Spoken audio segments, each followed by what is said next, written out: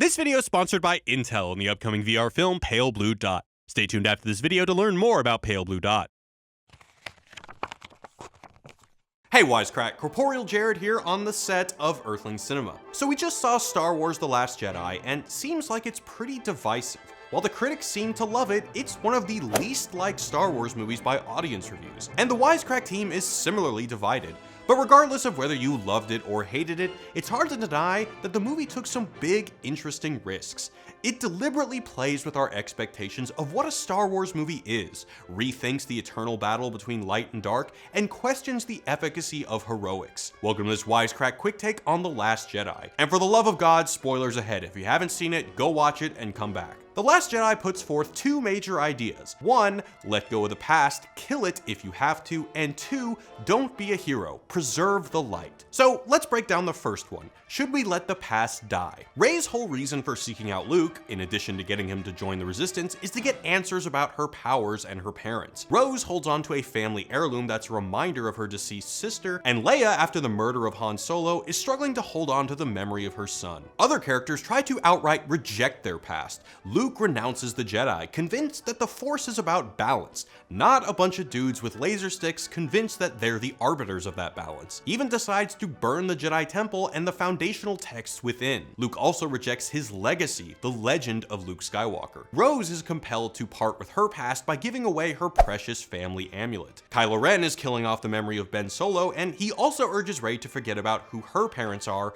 or his own lineage and join him. In a galaxy where home planets have a tendency to get blown up, it's not bad advice. But ultimately, the film rejects this message, reasserting the importance of embracing the past. Even though Luke and Yoda burned down the Jedi Temple, turns out Rey has those foundational texts still safely stashed in her belongings. Luke affirms he won't be the last Jedi, and Rose eventually gets her pendant back. But most importantly, Luke revives the legend of Luke Skywalker when he confronts Kylo Ren.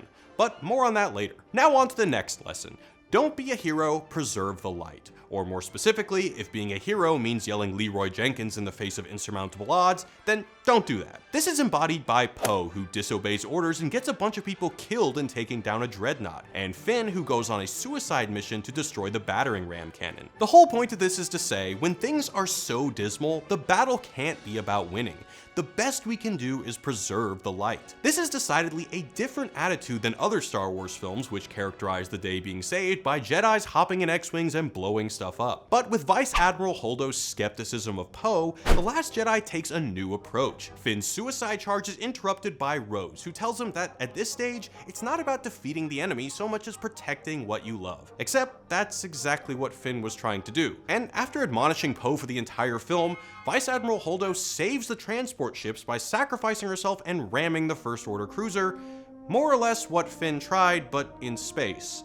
So what the hell, Star Wars? By the way, if you want to hear more of that kind of fan rage, check out our Last Jedi episode of our movie podcast, Show Me the Meaning. It's available wherever you get your podcasts. Anyway, it's in Luke's arc in which we see these two themes of the past and heroism collide in a really interesting way. Most of the movie shows Luke incessantly refusing to get off his ass and join the rebellion. He's even confronted with the exact same call to adventure as episode 4, which he also initially refused, but this time he refuses for like 2 hours. Rather than joining up with the cause like he did in episode 4, he does something else. He projects his image to the rebel holdout. Echoing Rose's words, he's not here to defeat the enemy, but to preserve the light by saving his sister and stalling the First Order. He projects his image and dies from the tremendous energy the feat requires. But why didn't he just go in person and kill Kylo, or at the very least, let Kylo strike him down a la Obi-Wan? Because the galaxy doesn't need a hero.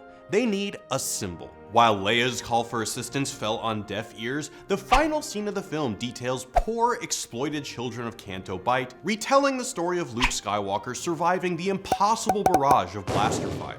This is where Luke comes to accept his legacy and his past. This revitalized legend of Luke Skywalker will inspire more people to join the Resistance than Leia's cries for help. Luke Skywalker as a symbol will do more for the Resistance than Luke Skywalker the man ever could. There's another reason I find this really interesting.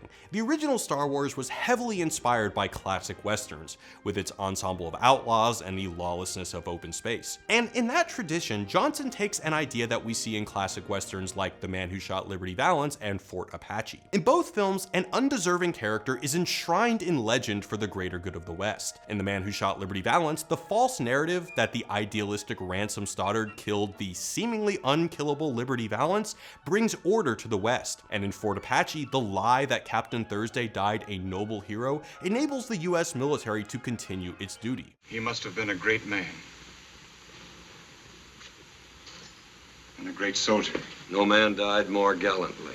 Luke Skywalker may not have been the hero people thought he was, but the lie created around his epic last stand will go on to spark the next wave of resistance. In a quote that equally describes all three movies, a reporter in The Man Who Shot Liberty Valance proclaims, "When the legend becomes fact, print the legend." The Last Jedi even uses the Western trope of a retired gunslinger, hesitant to enter back into the world of violence. Now, if you'll allow us to get meta for a second, there's another way of thinking about all this. The Force Awakens, in dealing with its own past, decided to make a more or less scene-for-scene remake of A New Hope. But unlike J.J. Abrams, writer-director Rian Johnson did something much different. Johnson took the fundamental building blocks of Star Wars, foresaw audience expectations, and deliberately subverted them every step of the way. In many ways, The Last Jedi is similar to The Empire Strikes Back. A wannabe Jedi travels to an isolated planet to be trained, ignores their master's advice, then finds out who their parents are. They even swapped out Billy D. Williams for Benicio del Toro, betrayal and all. However, in The Last Jedi, our mentor refuses to help, and Rey's parents aren't legendary Jedi, but junkers who sold her for booze money.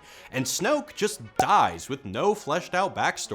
When I first saw the gaping dark hole in The Last Jedi, I was like, oh, this looks familiar, but unlike Luke, Rey finds nothing there. It was a deliberate misdirect. And finally, and I'm still a little unsure about this, the powdery white base is pretty much the same as Hoth, but covered in salt instead of snow. I was a little confused as to the very deliberate proclamation that the white powder was salt, but here's what I've got. Salting the earth.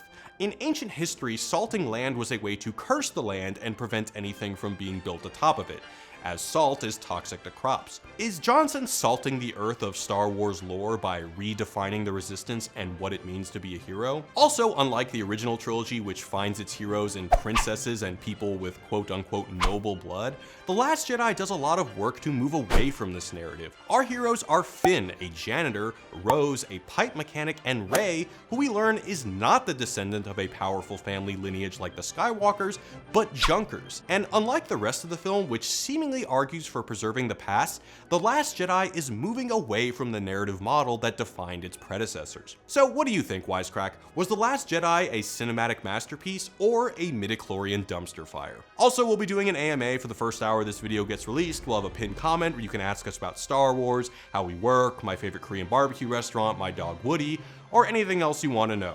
As always, thank you so much for watching, guys. Peace. The Last Jedi's amazing story wouldn't have been possible without the technology needed to power it. In that same vein, Intel is paving the way for emotional stories in virtual reality.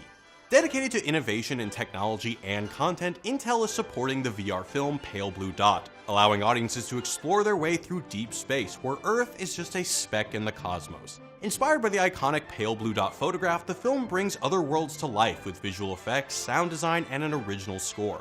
Under the direction of indie filmmaker Eliza McNitt, the film is part of Intel's commitment to empower VR filmmakers, and as huge sci-fi nerds, we love this. While the film premieres in early 2018, you can catch every episode of The Making of the Pale Blue Dot, the behind-the-scenes miniseries, right now. The series offers key snapshots of McNitt's journey with her fellow filmmakers in this new medium. We learn firsthand what it takes to create a VR experience and how to immerse a viewer in a story, when the audience has control over what they see.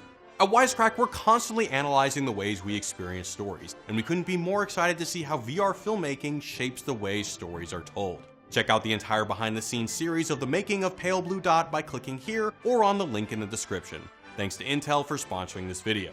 And if you haven't already, be sure to subscribe and ring that bell so you can catch all the great videos we've got on the way. Catch y'all next time. Peace.